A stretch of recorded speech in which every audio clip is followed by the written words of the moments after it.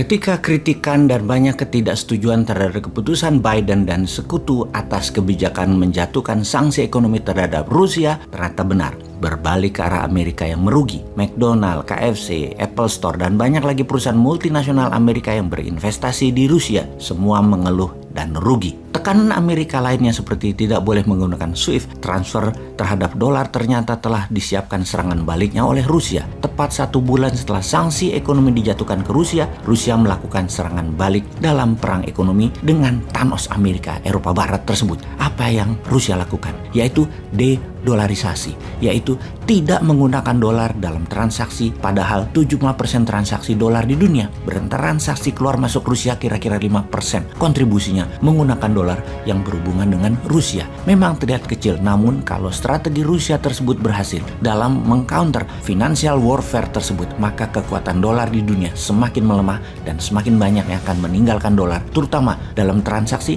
bilateral. Tiongkok sudah berhasil menekan negara jajahan ekonominya untuk menggunakan yuan. Begitu juga Rusia saat ini. Sejak 28 Maret 2022, Rusia memutuskan untuk mematok atau mempek mata uang mereka ke emas 5.000 rubel atau sekitar 52 dolar, sama dengan 1 gram emas. Apa yang dilakukan Rusia sama dengan apa yang dilakukan Amerika di zaman emas akhir abad 19 yang mematok atau mempek US dollar 21 dolar ke 1 gram emas. Kemudian di tahun 1930 selepas resesi, agar bisa memprinting money dalam Green New Deal-nya FDR, Franklin Delano Roosevelt, menjadikan US dollar 35 per gram emasnya. Keputusan pembayaran gas Rusia dan minyak Rusia menggunakan rubel atau emas membuat Uni Eropa tidak punya pilihan. Negara Uni Eropa atau EU harus pilih salah satu kalau mau beli minyak dan gas Rusia. Bayar pakai rubel atau bayar setara nilai emas. Sebuah langkah cerdas dari Rusia. Ancaman dari Rusia jika tidak membayar pakai rubel atau emas, maka saluran gas dan minyak akan ditutup, dimatikan. Eropa pasti mati lampunya. Eropa kolaps dan jutaan lapangan kerja hilang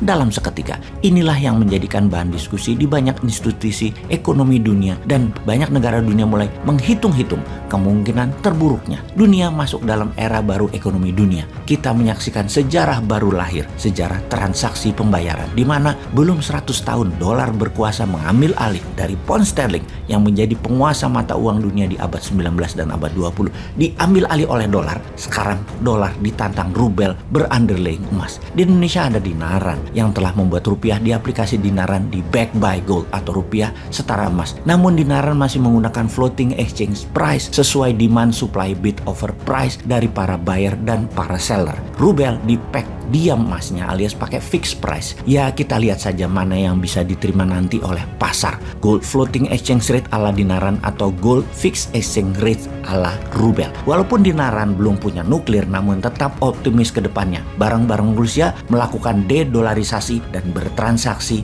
menggunakan gold payout system. Kembali ke Rusia. Bank Sentral Rusia telah secara resmi mengumumkan bahwa tanggal 28 Maret 2022 mata uang rubel Rusia terikat pada emas. Tarifnya 5.000 rubel per gram emas batangan. 1 troy ounce senilai 32 gram emas. 32 gram emas dikalikan 5.000 rubel adalah setara 160.000 rubel. Jadi 1 troy ounce emas dalam hitungan rubel setara 1.600 dolar, bukan 1.928 per ounce per troy ounce dalam menggunakan dolar dalam transaksi emas. Secara nyata, Rusia baru saja menghapus sekitar 20%-an dari nilai dolar terhadap emas di seluruh dunia. Walau hal itu mungkin berefek 5%-an ketika dikonversikan ke emas tersebut, namun itu cukup mempengaruhi dolar. Apakah strategi ini akan diikuti banyak negara dan masyarakat dunia yang akan membuang dolarnya? Kita melihat 3 orang yang membuang dolar, seperti Saddam Hussein, kemudian Gaddafi dengan emasnya, kemudian Bashar al-Assad pakai rubel membuang dolar. Ketiganya negara tersebut dihancurkan oleh Amerika, dan Assad saat ini menjadi orang terkucil negaranya, yaitu Suriah. Kita melihat bagaimana nasib Putin selanjutnya. Agaknya Amerika salah kalkulasi kali ini.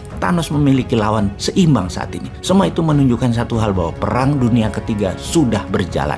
Apa yang terjadi kalau membeli minyak Rusia dan gas Rusia lebih murah 20% kalau pakai emas? Banyak negara akan membuang dolar, dan dolar yang terbuang akan membuat dolar oversupply yang membuat inflasi Amerika, dan siapa yang memegang dolar akan tidak liquid lagi. Semua ini masih early adapter, masih awal. Kunci suksesnya satu lagi, akankah semua negara membeli pakai emas dan punya emasnya pakai rubel? Di mana carinya? peredaran rubel di luar Rusia tidak sampai 10% dari mata uang itu dicetak di dalam negeri Rusia. Beda dengan dolar Amerika yang 75% dolarnya atau uangnya tersebut beredar di luar Amerika. Kalau banyak negara mengikuti, misalnya Tiongkok aja masuk Rusia beli gas dan beli minyak Rusia, hasil instan adalah mereka akan menyebabkan kelebihan dolar di pasar dan akan membuat hyperinflation bagi dolar. Padahal ekonomi Amerika saat ini adalah terburuk dalam 30 tahun terakhir. Untuk Indonesia sekarang, apa sarannya untuk rakyat dan apa yang dilakukan oleh pemerintah yang memiliki 80% suara di parlemen dan mengendalikan 80% suara partai? Adakah tindakan nyata untuk menghindari inflasi dan naiknya harga serta ketersediaan bahan pangan dan bahan baku? Seperti dialog SPBU ini kayaknya kita harus perhatikan, di mana ada seorang supir mengantar minyak goreng mengeluh antrian yang panjang di SPBU. Dia bertanya, "Petrolitnya ada pak?" "Kosong mas, sedang dalam perjalanan." Kemudian dia tanya lagi, "Jalan pakai apa?" "Ya truk lah." "Kok nggak datang-datang?" "Truknya sedang antri solar mas." "Lah, petugas yang jual solar kemana?" "Lagi antri makan di warung sebelah." "Lah kok lama banget antri makannya? Emang tukang warungnya kemana?" "Lagi nunggu minyak goreng mas buat goreng tempe." "Nunggu di mana?" "Nungguin sampean mas yang antri minyak goreng dari pagi ngantri Petralite." Anjrit, muter-muter terus dah sampai 3 periode.